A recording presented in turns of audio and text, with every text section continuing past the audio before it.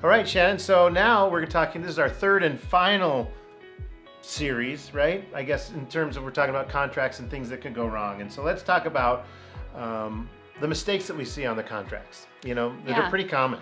And some of it seems pretty simple, like not a big deal, but kind of becomes a big deal in our world. And we see this like day in and day out.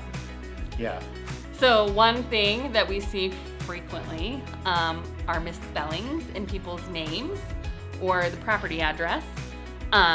Or if people, like, let's say your name is Jonathan and the contract is written up John. We go off of what is on the contract for how you're going to hold title, for how your loan is. So if you want to hold title in Jonathan, you want your loan done in Jonathan because that's your legal name, then you need to put that on the buy-sell agreement. Middle initials, if you want everything done that way, you need to put it in the buy-sell agreement. So that's a common thing, and we have to go back and have it changed. So it's simple, it's an easy fix, but it's just additional paperwork. So usually good to have those things figured out up front, how you want to hold title.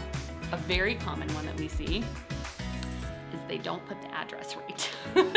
Yeah, which is awkward, right? You're buying a home, you would think you'd get the address right, but I would say that's probably the number one thing we see a lot of times. Very frequently, missing unit numbers. We see a lot of misspellings, or it's drive and it should be court, or whatever. Those are really, really important things to have accurate on your buy-sell agreement because there's no unit number.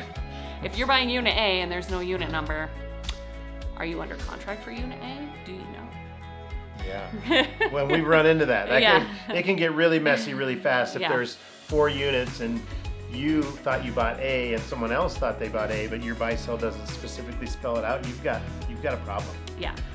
So those are really important things to make sure you have correct on there. Just like simple things that we see very frequently, and a lot of times they're not a big deal and an easy fix on our side, but sometimes they can be a big deal. So it's really important to make sure that things are spelled correctly, that your name is exactly how you want it.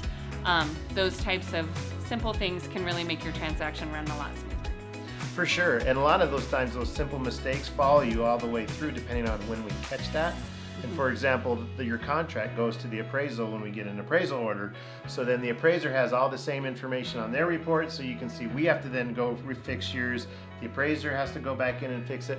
Not a big deal. Title company. Yeah, title company. It just takes time. And so especially if we're cruising and moving to get this done really fast, all of these little issues can then stack up and it makes it really hard to get the deal done on time. We will get it done. Don't you worry. We will get it done. But they're just little things to think about. So again, hopefully this has been helpful. The final third series, or third part in our series of issues with the contract. So reach out to us if you're going under contract. We'll get you pre-approved. We'll run everything through, and we'll help you get that home of your